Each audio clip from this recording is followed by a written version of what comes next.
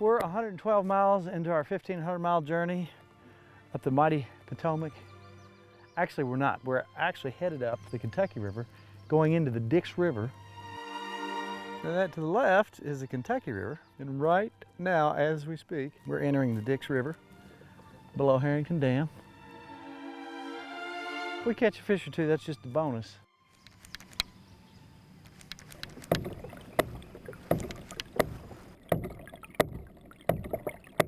You know what, there are so many adventures to take in Kentucky. So many places that are just beautiful. These places are right under our noses. We tend to forget about them. By the way, I just had on a nice bass and he got loose. You can catch trout up in here. You can catch any other kind of fish you can usually catch in a river situation. You're about ready to see some beautiful scenery.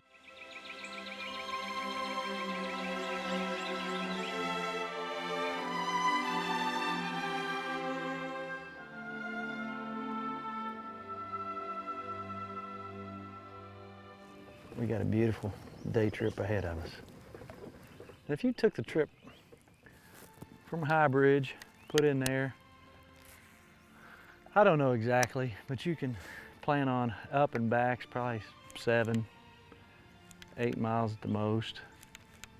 And you don't have to have a big fancy kayak, a little canoe will do.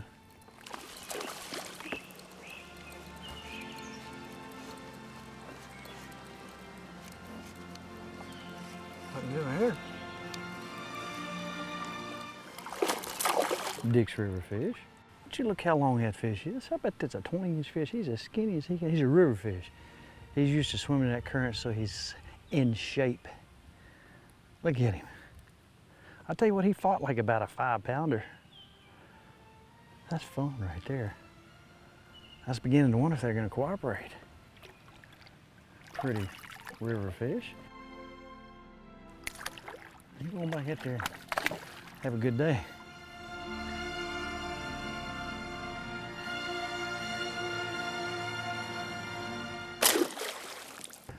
We have changed plans. Now that I'm starting seeing all these fish, we've definitely changed plans. This is getting exciting. I'm seeing all kinds of big old carp, maybe buffalo up in here.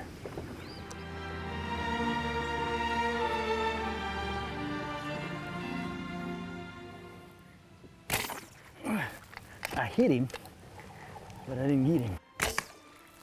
That's a hit. Long-nosed gar, not to be confused with a alligator gar. They're stocking in the western end of the state. Oh, it's heavy. All right, I needed that to break the ice.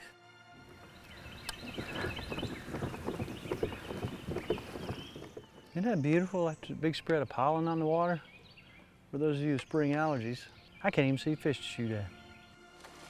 But on a day like today, I can just lazily fish along and just look up at nature.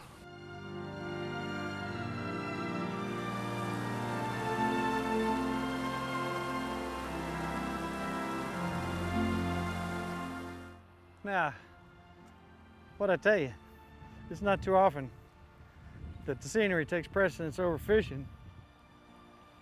Let me tell you what, when you can see stuff like this right here, sometimes you have to lay your fishing pole down. Just walk around. And this water is crystal clear, and there's all kinds of really neat fossils around in here. Kentucky is full of places like this. You just gotta know where to find them. But some of the beauty is just unreal. And today's one of those days. Hey, I was lucky enough to catch a couple fish. Got one to the boat. Pretty nice fish. Saw all kinds of shootable fish, but I lost my arrow. But I mean, looking up at these palisades,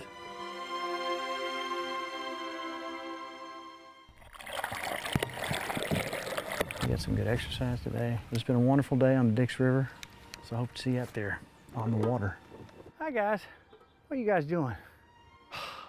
And I'm spent.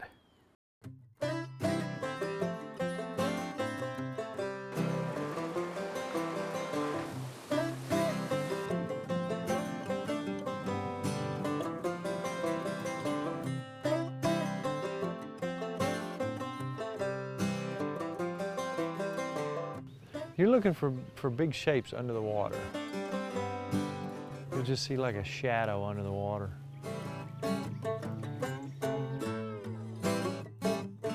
We were out here the other day on the Dix River in a kayak, and I saw all these fish everywhere. It was a beautiful place in the world. And I lost my arrow. I didn't have an extra. We decided revenge had to be in order on these fish, and I got to telling Nick about this, and he said, hey, he's been wanting to try this forever. So today is his first attempt. He's seen me do it, but today's gonna be his first attempt at bow fishing.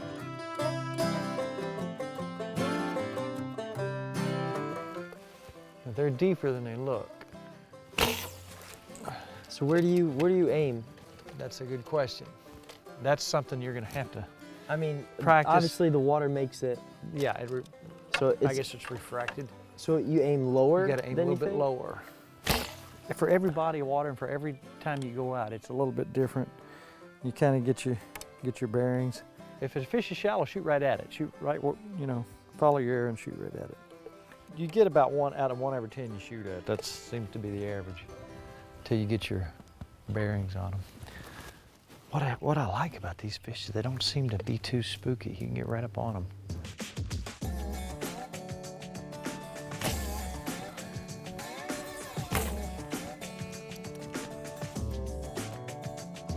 Now, one thing you do have to do, by the way, is you have to make sure that it's not a game fish, or bass, or anything like that. It's got to be a rough species, which is buffalo, carp, things of that sort. There are some pretty good bass in here. Tim, I haven't shot a bow since I was 10. Yeah, let me get a practice shot. All right, we're gonna pick a leaf out here, and I want you to shoot at it. Get a big leaf. You see that biggest green one right there? Yeah. Aim right down your arrow,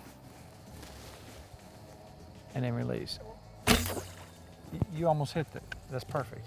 That's called instinctive shooting. What you did perfect, so I don't want you to start thinking about it. I just want you to do that every time.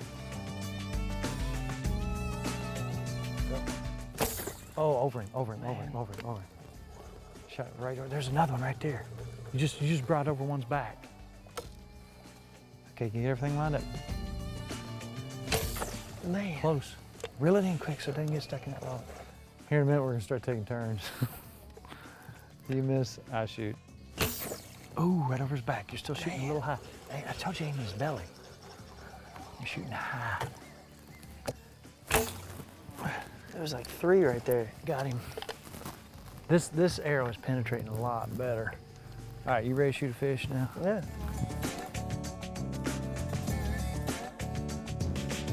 The big one's down there. Big one's to the left. Big one. Yes! You headshot him. He's not going anywhere. Is that your first fish? Yeah. What do you think about bow fishing? It's fun. You know what? We're gonna eat him. It's fun. I'm gonna put him in the live well.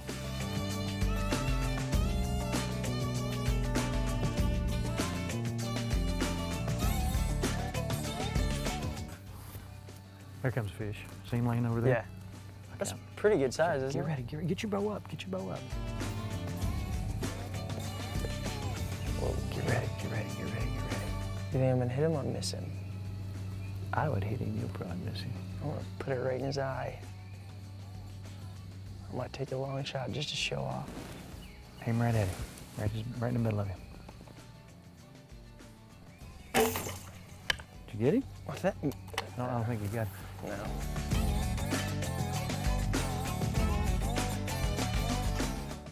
Now the great thing about bow fishing is you can use any bow. You can use a compound. I got an old Kodiak, Bear Kodiak hunter here. I have an 808 Zebco reel, which is, there's a stabilizer bar you can buy here to put that on. And it's so simple. You don't want a whole lot of poundage, because if you shoot all the way through the fish, you got to pull that arrow all the way back through from the very beginning. Your fish arrow, there's many types of them. I just happen to like the muzzies. They got a big, strong head, and basically they got a hard point on the end. The point unscrews. When the point unscrews, like so, you can take this and bend this up, and that way the fish can come off. And very simply, your reel is on there, so when you hit the fish, you reel him in. And I tell you what, sometimes you hit a fish, like at times in Western Kentucky, we hit some of those big carp or big Asian carp, and the fight is on. You won't believe how they can pull. So it's very simple equipment throughout the year, and the heat of summer, the hotter it gets, the better. You can go out on some of these creeks and lakes and wherever, and you'll see gar floating, you'll see rough fish up. And at night, if you have lights, you can shoot catfish. Watch your limits on that. Rough fish, there are no limits for us as far as buffalo and carp and things like that. And all the Asian carp you want to shoot, I'm sure the biologists will be happy that you take them out. But it's a whole lot of fun. Keeps you sharp on your archery skills. And man, oh man, oh man. You can eat the fish if you choose to do so. You can also take that fish, and that's what I use for fertilizer. Indians used to use it. They knew what they were doing. We're gonna shoot a few more and then get on out of here and go find some dinner. You got him. Don't. Well, he's no. Oh, he's serious about not wanting to be brought in a boat. How big was he? I don't know, but he's fighting. You know, a lot of times you get a big fish, he fights like that. It takes you all day to get him in. Man, he's fighting like crazy. And this is going in the live well because he's gonna be, if I don't eat him, this will be perfect for my asparagus bed.